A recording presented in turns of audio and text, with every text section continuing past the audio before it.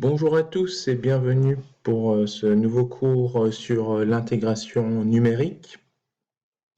Donc aujourd'hui, nous allons voir différentes méthodes pour pouvoir approcher l'intégrale d'une fonction dont on ne connaît la valeur qu'en certains points. Donc on a pris des mesures, on ne connaît pas la forme de la fonction, mais on souhaiterait tout de même établir la valeur de l'intégrale. Ou alors, dans un autre cas, on peut calculer des valeurs simplement, mais la primitive a une forme si complexe qu'on n'arrive pas à la trouver de façon analytique. Donc le but, c'est simplement approcher la valeur d'une intégrale. Pour rappel, c'est noté de cette façon, où on prend la primitive de f, de la fonction f, qu'on va évaluer entre les bornes a et b. Donc géométriquement, ça se traduit comment? Si on a le graphe de la fonction, la valeur d'une intégrale, c'est simplement la valeur de la surface qui est située entre la fonction et l'axe des x. Et un exemple ici, on a une fonction qui est la suivante, 3 fois l'exponentielle de moins x exposant 4, que l'on veut intégrer entre moins l'infini et 0,2. Eh bien, c'est une fonction dont on ne connaît pas la primitive de fonction on ne connaît pas de manière analytique la primitive de cette fonction. C'est une primitive, on peut l'établir, mais elle dépend d'une fonction gamma complexe.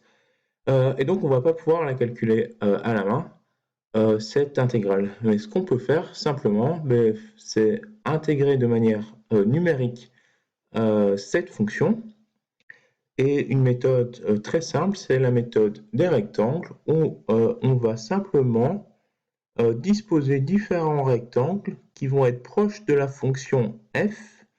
Et plus donc on aura deux rectangles, plus les rectangles, la fonction formée donc des rectangles se rapprochera de la vraie fonction.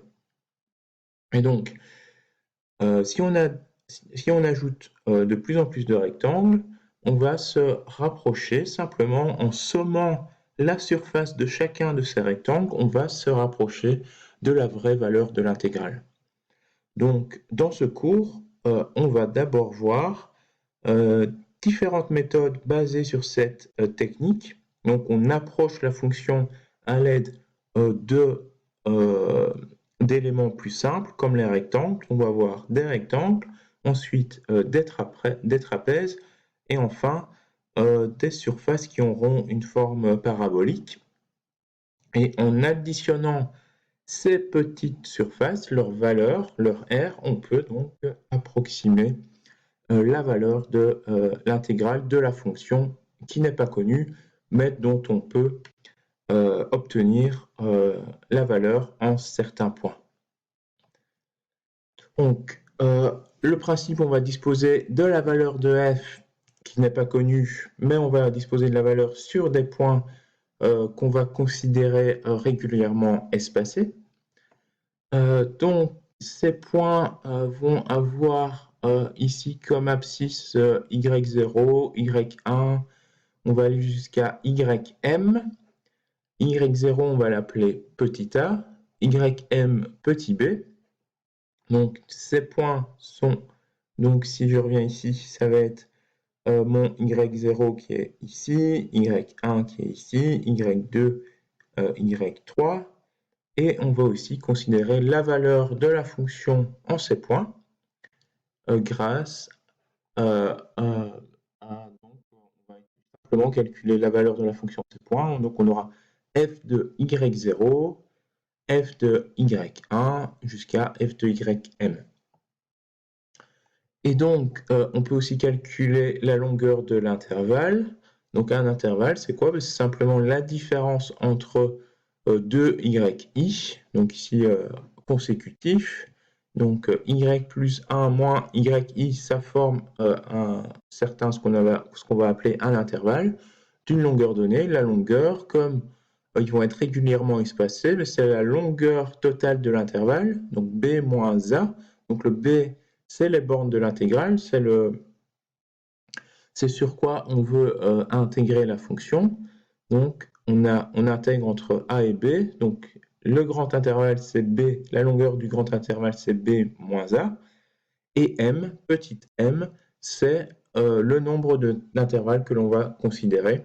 Donc par exemple, s'il y a 10 intervalles, on va faire b moins a divisé par 10, et la longueur d'un petit intervalle sera ce b moins a divisé par 10, qui sera, qu'on symbolisera ici par y à l'indice plus 1 moins yi.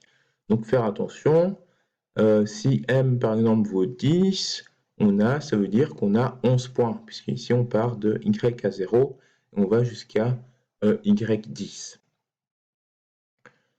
Donc on sépare AB en sous-intervalles, c'est-à-dire qu'on regroupe les points yi par paquet de 1, de 2 ou de 3 points consécutifs. On va considérer ces 3 cas ici dans ce cours.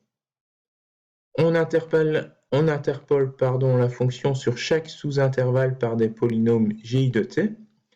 Donc sur chaque sous-intervalle, on va définir un polynôme. Et ce polynôme, on aura donc la fonction associée à ce polynôme. Donc on va pouvoir calculer l'intégrale sous ce polynôme pour chaque sous-intervalle et ainsi pouvoir exprimer la valeur de l'intégrale sous ce polynôme. Donc par exemple, si on a un sous-intervalle yi jusqu'à yi plus k de gi de t, on va faire la somme de l égale à 0 jusqu'à k d'un certain coefficient alpha l qu'il faudra déterminer, fois les valeurs de fonction que l'on va utiliser ici, qui correspondent donc aux points qui seront donnés. Et donc, ça c'est juste pour un sous-intervalle. Ensuite, la somme de ces valeurs, donc pour chaque sous-intervalle, on va pouvoir donc on va calculer la somme de ces valeurs qui sera donc une approximation de l'intégrale de f sur AB. Donc simplement on somme toutes ces valeurs pour avoir ainsi une approximation de l'intégrale de f sur AB. Et donc l'intégrale de f ça va au final s'exprimer simplement comme une combinaison linéaire des valeurs qui sont données par les points que l'on aura choisis. Donc le but ici, c'est de déterminer les bêta-i. Si on a les bêta-i, on pourra calculer une approximation de notre intégrale. La différence entre les méthodes viendra uniquement du nombre de points d'interpolation dans les paquets. On pourra utiliser un seul point, 2 points, 3 points ou jusqu'à n points. Un point, on a une approximation de degré 0, c'est la méthode des rectangles. Donc c'est tout simple. 2 points, approximation de degré 1, méthode des trapèzes. 3 points, approximation de degré 2, et ça va être la méthode de Simpson. Donc degré 2, ça veut dire qu'ici on va utiliser un polynôme de degré 2 pour approximer la fonction sur le sous-intervalle.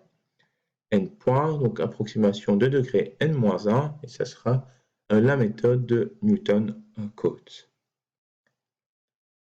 Pour chaque méthode, il va exister donc des constantes bêta-i qui vont nous permettre d'appliquer la formule et aussi d'obtenir une majoration de l'erreur que l'on va calculer. Donc pour chacune des méthodes ici, ce qu'on va faire, c'est déterminer ces bêta-i qui sont fixes une fois que la méthode est définie. Donc ici, j'ai illustré ce que l'on va obtenir avec un polynôme de degré 0. Degré 0, c'est y égale à une constante. Donc on voit, c'est la méthode des rectangles où on approxime la fonction à l'aide d'un ensemble de rectangles. Et ainsi, en sommant simplement l'aire de chacun de ces rectangles, on peut obtenir une approximation de la valeur de l'intégrale que l'on a ici. Si on veut améliorer cette valeur, on peut utiliser la méthode des trapèzes qui est illustrée ici. On voit qu'on est beaucoup plus proche maintenant de la fonction, c'est un peu plus précis. On va approximer chaque sous-intervalle. Pour chaque sous-intervalle, on approxime la fonction avec une droite. Dans certains cas, c'est très bon, dans d'autres, c'est plus mauvais, comme ici. Et on voit, on ressent que plus l'intervalle sera petit, plus l'approximation sera bonne. Puis ici, une méthode qui marche encore mieux pour ce cas, c'est l'utilisation d'un polynôme du second degré, donc une parabole, entre chaque sous-intervalle. Pour chaque sous-intervalle, on va avoir une parabole, et dans notre cas ici, on a la fonction en bleu qui approxime de manière très correcte la fonction en rouge en utilisant assez peu de points. Donc il me semblerait que cette méthode où on utilise un polynôme du second degré soit assez adéquate pour la fonction en rouge. Donc, méthode simple de quadrature, donc c'est ce qu'on va voir. On va voir donc la méthode des rectangles, la méthode des trapèzes et la méthode de Simpson basée sur les paraboles. Donc, la méthode des rectangles. Donc, on a nos points qu'on appelle yi, qui vont de 0 jusqu'à petit m et qui sont pris régulièrement dans l'intervalle AB. Et donc, si on veut retrouver yi à partir de A, on fait yi égale A plus I divisé par la longueur de l'intervalle. Et la longueur de l'intervalle, mais ça va être B moins A sur le nombre d'intervalles. Le nombre d'intervalles, c'est M. Donc, si on veut retrouver un yi donné, ça va être yi égale A plus I fois B moins A sur M. Sur chaque intervalle grand I, petit i, défini entre yi et y plus 1, la fonction f va être approchée par une fonction constante g de i telle que gi de t égale f de yi. Donc on a vu, c'est ici. À chaque fois, on utilise la première valeur du sous-intervalle. Donc ici, ça va être cette valeur-là, puis cette valeur-là, et ainsi de suite. Donc on ne prend pas en compte la valeur de yi plus 1. Et donc, simplement, l'intégrale entre yi et yi plus 1 de gi de t. Donc, gi de t, c'est quoi dans notre cas? Mais c'est simplement une droite constante. Donc, c'est donné. Donc, gi de t, c'est f de yi. Donc, f de yi, c'est notre constante. Donc, gi de t, c'est f de yi, qui est une constante. Donc, la primitive d'une constante, ça donne la valeur de la variable. Donc, ici, on a la primitive de gi de t dt, c'est simplement t. Et t, on va l'évaluer pour avoir l'intégrale entre yi plus 1 et yi. Donc, on obtient yi plus 1 moins yi fois f de yi. Et donc, ça donne, comme yi plus 1 moins yi, c'est la longueur de notre sous-intervalle, on a b moins a sur m fois f de yi. Et donc, si on veut toute la valeur globale de l'intégrale, donc entre a et b, on va sommer pour chaque sous-intervalle la valeur de l'intégrale que l'on obtient. Donc, on somme entre l'intégrale entre y0, y1, puis entre y1, y2, etc., jusqu'à ce que l'on arrive à ym-1 jusqu'à ym. Et donc, l'approximation de la valeur de l'intégrale de f qui n'est pas connue par la méthode des rectangles va être donnée par b-a divisé par m fois cette somme des f de yi. Donc, ce qu'on a ici, donc on fait la somme de tout ça, donc ça donne b-a sur m est mis en évidence, et il nous reste donc la somme de y0 jusqu'à m-1 des f yi.